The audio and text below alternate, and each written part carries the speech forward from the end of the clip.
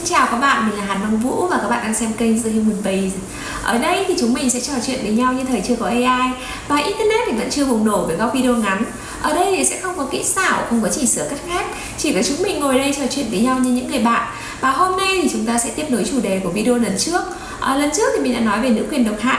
Thì hôm nay thì mình muốn bàn về một cái mặt đối xứng, đấy chính là nam quyền độc hại, là một cái phiên bản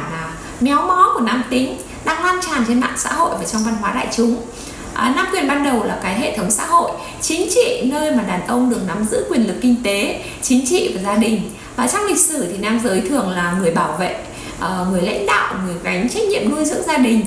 Những cái giá trị như là sức mạnh này, sự kiên định này, lòng can đảm này, vốn dĩ là nó không hề xấu, đúng không? Bởi vì là đó đã từng là cái trụ cột để duy trì xã hội và cộng đồng. Nhưng mà khi mà bước vào thời hiện đại, đặc biệt là trong cái kỷ nguyên mạng xã hội, thì một phần của những cái giá trị đó đã hoàn toàn bị bóp méo. Từ chỗ coi nam tính là sức mạnh và trách nhiệm thì nó lại trở thành cái áp lực phải mạnh mẽ tuyệt đối, phải giàu có, phải lạnh lùng và đặc biệt là phải kiểm soát được phụ nữ. Và nam quyền đã bị biến thành nam quyền độc hại. Vậy thì nam quyền độc hại nghĩa là gì?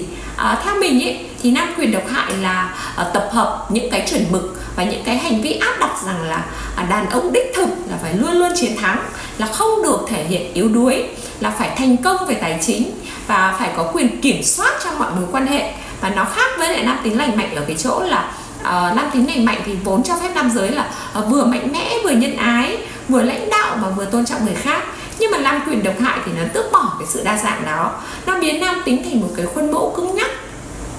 Các bạn có bao giờ thấy những cái video ngắn hoặc là những cái nội dung trên mạng mô tả hình mẫu đàn ông đích thực gọi là alpha male ấy, là lúc nào cũng phải lạnh lùng này, phải giàu có này, phải kiểm soát được mọi thứ, đặc biệt là phải dạy dỗ được phụ nữ chưa? Ở đó thì sức mạnh được định nghĩa bằng quyền lực, bằng tiền bạc và khả năng áp đặt, còn cái sự mềm yếu thì bị coi như là thất bại. Đó là một phần của thứ mà mình gọi là nam quyền độc hại, một cái dạng phản chiếu của nữ quyền độc hại, nhưng mà bắt nguồn từ những cái áp lực và những cái tổn thương sâu bên trong của nam giới. Trước khi nói về cái phiên bản cực đoan này thì chúng ta hãy nhìn vào bức tranh rộng hơn, là đàn ông xã hội hiện đại đang phải đối mặt với những cái gì. Rất nhiều thế hệ thì đàn ông được định nghĩa bởi cái khả năng gánh vác và bảo vệ xã hội, gia đình, và thậm chí là chính họ đều mặc định rằng là giá trị của một người đàn ông phải nằm ở cái việc là anh ta có mạnh mẽ, có thành đạt và có giàu có hay không. Và từ nhỏ thì nhiều cậu bé đã được dạy rằng là con trai thì không được khóc và đàn ông thì phải chịu đựng, khó khăn thì phải tự giải quyết. Nó tạo lên một cái lớp vỏ dày để che giấu cảm xúc, và kết quả là không ít người lớn lên với lại cái kỹ năng sống sót nhưng mà lại thiếu đi cái kỹ năng chia sẻ và dễ bị cô lập khi mà gặp khủng hoảng. Cái áp lực này thì nó càng lớn trong cái thời đại mà vai trò giới đang thay đổi. Nữ quyền đã tiến bộ và mở ra nhiều cái cơ hội bình đẳng, nhưng mà ở chiều ngược lại thì nhiều đàn ông thì vẫn đang bị kẹt ở trong cái khuôn mẫu cũ, là họ vừa phải thích nghi với việc là phụ nữ đã độc lập hơn, nhưng mà họ lại vừa phải giữ cái chuẩn mực của một người đàn ông truyền thống. Một người đàn ông nếu mà không kiếm đủ tiền, không mua được nhà, không tạo được ấn tượng thành công thì nó sẽ dễ bị gắn mác là thất bại, không chỉ bởi người khác mà chính bởi bản thân họ. Và khi mà xem các video trên mạng thì chúng ta sẽ dễ dàng thấy được là đàn ông ngày nay thường đang phải chịu đựng rất là nhiều tổn thương, đặc biệt là ở Trung Quốc. Trong xã hội hiện đại thì đặc biệt là ở Trung Quốc ấy, thì áp lực đặt lên vai người đàn ông về kinh tế, địa vị và hình ảnh cá nhân nó cực kỳ khắc nghiệt. Cái hệ thống nam quyền truyền thống ấy, nó đã ăn sâu vào văn hóa của nhiều thế hệ. Cho dù là có những cái thay đổi, nhiều tiêu chuẩn cũ vẫn được duy trì dưới cái lớp vỏ là hiện đại hóa. Một chàng trai ở nông thôn hay thành phố nhỏ, nếu như mà muốn lập gia đình ấy, thường phải đáp ứng một số những cái danh sách điều kiện mà gần như bất khả thi, như là phải có nhà này, có xe này, phải có tiền sính lễ này, công việc ổn định này, và phải có khả năng chu cấp cho cả gia đình, thậm chí là còn phải chu cấp cho cả gia đình vợ hay là em trai của vợ nữa cơ. Và giá sính lễ ở nhiều vùng nông thôn Trung Quốc nó đã tăng chóng mặt trong vòng 20 năm qua, có nơi bây giờ đã lên đến hàng trăm nghìn nhân dân tệ, tương đương với lại nhiều năm thu nhập của cả một gia đình phổ thông. Và việc mua nhà ở thành phố lớn nó lại càng là cái áp lực khổng lồ, khi mà giá bất động sản nó đã vượt xa cái thu nhập trung bình. Và những cái điều kiện này biến hôn nhân từ một cái lựa chọn cá nhân nó thành một cái cuộc thi tài chính, mà nhiều người đàn ông biết chắc là mình sẽ bị thất bại ngay từ cái vai xuất phát. Và khi nam quyền độc hại dạy rằng là đàn ông phải là trụ cột, phải là người cung cấp, thì thất bại về kinh tế cũng đồng nghĩa với lại thất bại trong giá trị bản thân. Không chỉ vậy mà cái văn hóa so sánh và áp lực từ gia đình thì càng đẩy họ vào thế bí. Những cái câu như là con trai thì người ta mua được nhà cho vợ kìa, hay là lấy chồng là phải sung sướng, hay là không có tiền thì đừng cưới vợ, nó không chỉ tồn tại ở trên bàn trà mà nó xuất hiện rất nhiều ở trên mạng xã hội. Nó được củng cố bởi hàng loạt những cái video khoe những cái đám cưới hoành tráng hoặc là những cái sính lễ tiền tỷ, và điều này nó tạo ra một cái vòng lặp tuyệt vọng là muốn được yêu thì phải thành công về kinh tế, và muốn thành công thì phải làm việc kiệt sức, và làm việc kiệt sức thì lại khiến cho sức khỏe, tinh thần và đời sống xã hội sa sút, và cơ hội yêu thì nó lại càng ít đi. Hệ quả là một bộ phận đàn ông lại bị rơi vào cái trạng thái cô đơn cấu trúc. Nghĩa là cái sự cô đơn mà nó không chỉ đến từ cái việc là không có người yêu mà nó còn bị cả cái hệ thống xã hội và văn hóa gạt họ ra khỏi cái vòng kết nối. Ở Trung Quốc thì có một cái hiện tượng đó là đàn ông ế, gọi là sương nán. Không phải là vì họ không muốn lập gia đình, mà vì là cái điều kiện để bước vào hôn nhân của họ nó đã xa quá tầm với rồi. Và chính trong cái khoảng trống cảm xúc ấy thì những cái mối quan hệ lệch chuẩn ấy thì nó lại dễ dàng len vào. Chắc là các bạn vẫn còn rung động với câu chuyện về Hồng Tỷ đúng không? Một người đàn ông 38 tuổi họ Tiêu đã giả dạng phụ nữ để lừa tình này, rồi sau đó là quay lén hàng loạt nam giới và để phát tán những cái video nhạy cảm. Và anh ta đã hóa trang một cách tỉ mỉ, đội tóc giả, trang điểm kỹ, chỉnh sửa hình ảnh và tạo hình là một người phụ nữ đã ly hôn, và xây dựng cái mô hình là hẹn hò miễn phí để dụ dỗ, và sau đó là bí mật ghi lại hành vi rồi là bán video trong những cái nhóm kín ở trên mạng xã hội. Có một số nguồn tin nói rằng là có tới mấy trăm, thậm chí là có tới cả 2.000 nạn nhân. Tuy là cảnh sát vẫn không hề có tuyên bố chính thức, không xác nhận số liệu của chính xác, và nhiều nạn nhân thì đã lên tiếng cầu xin cộng đồng mạng là ngừng phát tán video, ngừng chia sẻ, bởi vì họ bị đau khổ, họ bị khủng hoảng tinh thần vì cái sự việc đó. Và cảnh sát Nam Kinh thì đã tạm giữ cái người đàn ông họ Tiêu kia với lại cái cáo buộc phát tán tài liệu khiêu dâm với mục đích trục lợi, đồng thời là gỡ bỏ hơn 14.000 nội dung sai lệch liên quan đến vụ việc này. Và thay vì nhìn nhận sâu sắc vấn đề đạo đức và pháp lý thì nhiều người dùng mạng xã hội lại biến cái sự việc này thành một cái trend giải trí, như là cái trào lưu AI ghép mặt này, hay là cái trò cosplay thành Hồng Tỷ, tự biến mình thành nạn nhân để câu like, nổi bật ở trên TikTok và抖音. Và người ta thì vừa cười cợt vừa kinh tởm, mà cũng lại vừa tò mò là tại sao mà một người đàn bà giả dạng có vẻ ngoài vừa thô kịch vừa xấu xí như Hồng Tỷ lại có thể dẫn dụ được nhiều đàn ông đến như thế. Và có nhiều người đã trích dẫn một cái đoạn video từ video của Hồng Tỷ,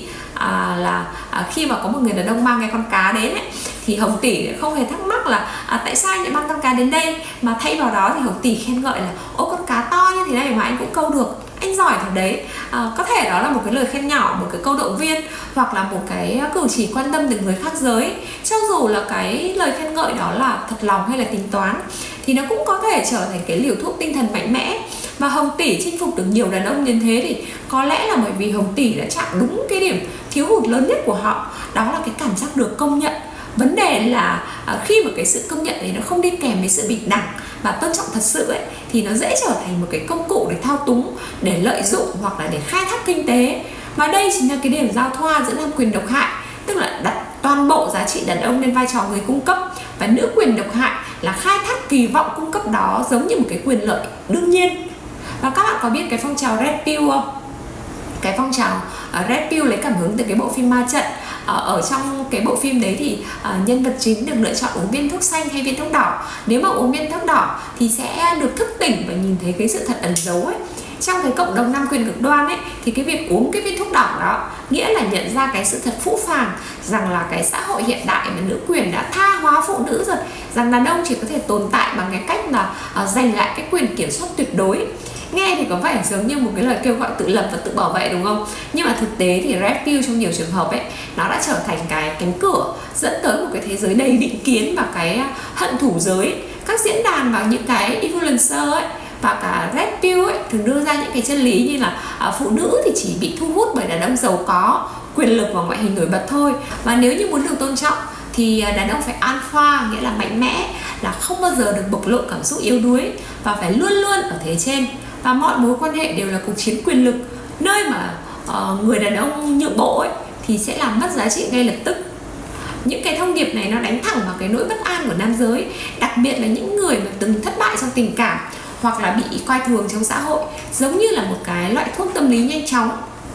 Thì Red Pill nó đem lại cái cảm giác là mình đã hiểu ra sự thật rồi đấy. Nhưng mà cái giá phải trả là những cái người đàn ông này càng khép kín và cực đoan hơn. Và trong bối cảnh như Trung Quốc, và mình sợ là tương lai thì Việt Nam cũng sẽ bị ảnh hưởng rất ít nhiều, thì Red Pill nó đã trở thành một cái công cụ để hợp lý hóa cái sự bất mãn là tôi không sai, mà là tại vì phụ nữ quá thực dụng. Nếu mà không giàu và mạnh mẽ thì sẽ chẳng ai coi trọng mình. Và điều nguy hiểm là thay vì tìm kiếm giải pháp để xây dựng cái mối quan hệ bình đẳng và lành mạnh, thì những cái cộng đồng này lại càng củng cố cái hình ảnh alpha male một cách giả tạo, là vừa đè nặng cái áp lực lên chính đàn ông, vừa làm gia tăng lên cái xung đột giới. Và nếu nhìn kỹ thì ta sẽ thấy là Red Pill và cả cái nữ quyền độc hại nó là hai cái thái cực đối nghịch nhau, nhưng mà lại bổ sung cho nhau, giống như là hai chiếc gương soi nhau vô tận vậy. Cả hai đều lấy tổn thương và bất công thật để làm nguyên liệu, nhưng mà sau đó lại biến chúng thành cái vũ khí để tấn công giới còn lại. Và một nhánh cực kỳ nổi bật của nam quyền độc hại và phong trào Red Pill chính là những cái influencer kiểu như là Andrew Tate. Họ thường xuất hiện bên những cái siêu xe du thuyền này, đồng hồ kim cương và cả những cái bữa tiệc sang trọng, và kèm theo đó là những cái chiến tích tình nhái được kể giống như một cái bảng thành tích vậy. Và thông điệp được gửi đi rất là rõ ràng là giá trị của một người đàn ông được đo bằng mức độ giàu có, quyền lực và cả cái số lượng phụ nữ mà anh ta chinh phục được. Và điều nguy hiểm là cái hình mẫu này nó không chỉ là cái sản phẩm giải trí hay khoe khoang đơn thuần, mà nó được đóng gói thành những cái khóa học này, thành những cái gói tư vấn, và thậm chí là thành những cái cộng đồng bí mật hứa hẹn là sẽ biến cái người đàn ông ấy thành alpha male mà phụ nữ không thể cưỡng lại được. Thực chất là nội dung của nhiều khóa học như vậy nó không phải là để phát triển bản thân hay là để giao tiếp lành mạnh, mà nó là một cái những cái chiến thuật thao túng tâm lý, manipulation, hướng dẫn tạo cái áp lực, kiểm soát và khiến cho phụ nữ cảm thấy phụ thuộc. Và văn hóa khoe chiến tích tình ái nó cũng góp phần nuôi dưỡng cái lối tư duy này. Trong những cái nội dung dạng này thì phụ nữ thường bị biến thành cái chiến lợi phẩm, là những cái con số này, những cái câu chuyện để kể với bạn bè hoặc là người theo dõi, hơn là những cái cá nhân với lại suy nghĩ, cảm xúc hay là quyền tự chủ. Và khi mà giá trị con người được rút gọn thành cái thước đo về quyền lực và chinh phục, thì nó không chỉ hạ thấp phụ nữ mà nó còn bóp méo luôn cả cái khái niệm thành công của đàn ông. Ở cái tầng sâu hơn thì hiện tượng những cái influencer kiểu như Andrew Tate ấy, nó còn phản ánh một cái cơ chế tâm lý quen thuộc, đó là bù đắp cho nỗi bất an. Không ít người dùng hình ảnh hào nhoáng như là siêu xe du thuyền, đồng hồ và chiến tích tình ái để che giấu cái sự thiếu tự tin sâu ở bên trong họ. Bề ngoài thì họ tỏ ra là bất khả chiến bại đó, nhưng mà ở sâu bên trong của họ ấy, thì họ lại sợ bị đánh giá là không đủ tốt nếu như mà mất đi những cái biểu tượng quyền lực đó. Đồng thời thì đây cũng là một cái phản ứng trước những cái phong trào nữ quyền. Khi mà phong trào nữ quyền tiến bộ và tiếng nói của phụ nữ mạnh mẽ hơn, thì một số nam giới cảm thấy là họ đã bị mất đi chỗ đứng trong những mối quan hệ và trong xã hội. Và thay vì tìm cách thích ứng với lại một cái trật tự mới bình đẳng hơn, thì đàn ông lại chọn những cái phản ứng cực đoan là khôi phục quyền lực bằng cái cách áp đặt, kiểm soát hoặc là xây dựng cái hình ảnh alpha male như một cái cách khẳng định lại vị thế. Không chỉ bỏ qua vai trò của thuật toán trong cái việc thổi bùng hai cực này, thì những cái nền tảng như là抖音, TikTok hay là YouTube nó không chỉ phản ánh thực tế xã hội mà nó còn được định hình và khuếch đại đó. Cái thuật toán được thiết kế để ưu tiên nội dung gây cảm xúc mạnh, phẫn nộ này, hả hê này, tức giận này, bởi vì đó là những cái thứ mà giữ chân người xem lâu nhất. Điều này tạo ra một cái buồng vang là echo chamber, là nơi mà một người càng xem nhiều video về nữ quyền độc hại hay là nam quyền cực đoan thì họ sẽ lại càng được gợi ý nhiều cái nội dung tương tự, thậm chí là nó càng ngày nó càng cực đoan hơn. Ví dụ như là một cái phụ nữ cư xử thiếu tôn trọng với đàn ông có thể kiếm được triệu view, hay là một cái clip mà đàn ông khoe chiến tích tình ái hoặc là hạ thấp phụ nữ ấy, cũng có thể được lan truyền chóng mặt. Và cả hai cái dạng video này nó đều cùng tồn tại, nó cùng được khán giả chia sẻ, và nó cùng nuôi dưỡng nhận thức là cái giới kia là kẻ thù. Bạn cứ thử xem 3 clip như thế xem, chỉ cần 3 clip thôi là thuật toán sẽ biến cái trang gợi ý của bạn nó thành một cái chiến trường giữa nam và nữ. Và kết quả ở đây là một cái vòng xoáy tiêu cực, là phụ nữ thì thấy được những cái video nam quyền độc hại để rồi là phản ứng lại bằng cái nữ quyền độc hại, còn nam giới thì lại thấy những cái video nữ quyền độc hại xong rồi lại cũng lại phản ứng lại bằng cái nam quyền độc hại. Và mỗi bên nó càng cực đoan thì bên kia lại càng có lý do để cực đoan hơn. Nếu như nhìn nhận một cách bình tĩnh thì ta sẽ thấy rằng là nữ quyền độc hại và nam quyền độc hại ấy, nó chỉ là hai mặt của một đồng xu thôi. Một đồng xu được rèn lên từ nỗi tổn thương, từ sự bất an và cái cảm giác mất kiểm soát trước sự thay đổi của xã hội. Cả hai đều xuất phát từ những cái vấn đề rất là thật, đấy là từ bất bình đẳng này, từ áp lực kinh tế và rào cản xã hội. Nhưng mà thay vì giải quyết ấy, thì chọn cái cách là biến vấn đề thành vũ khí. Và thoát khỏi cái vòng xoáy này không hề dễ, bởi vì nó không chỉ là cái câu chuyện cá nhân mà nó còn là một cái sản phẩm của hệ thống, từ giáo dục này, từ truyền thông này, từ thuật toán mạng xã hội này. Nhưng mà từng cá nhân thì vẫn có thể bắt đầu bằng cái cách là từ chối những cái nội dung nuôi dưỡng cái hận thù giới, đặt câu hỏi trước những cái chân lý được bày bán kèm khóa học, và tìm kiếm những cái cuộc đối thoại bình đẳng và tôn trọng lẫn nhau. Sức mạnh thật sự nó không nằm ở việc là thống trị hay là trả đũa giới còn lại, mà ở cái khả năng thấu hiểu, hợp tác và xây dựng một xã hội mà cả nam và nữ đều không phải gồng mình lên để chứng minh giá trị của mình. Và cảm ơn các bạn vì đã ngồi đây lắng nghe cái câu chuyện nhạy cảm này. Và chúc cho tất cả chúng ta, dù là nam giới hay nữ giới, dù có quan điểm như thế nào, dù lựa chọn như thế nào trong cuộc sống thì vẫn sẽ luôn luôn được yêu thương và tôn trọng.